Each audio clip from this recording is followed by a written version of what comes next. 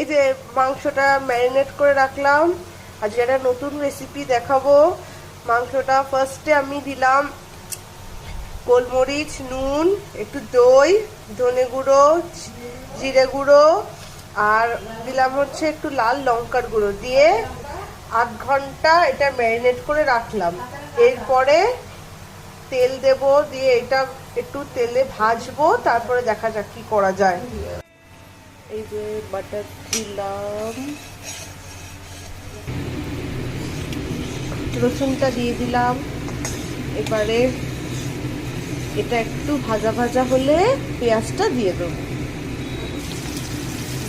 এবারে পেঁয়াজগুলো দিয়ে দিলাম। এগুলো একটু রসুনের সাথে ভাজা ভাজা হলে তারপরে মাংসটা দেব। এই যে মাংসগুলো এবার দিয়ে দিচ্ছি।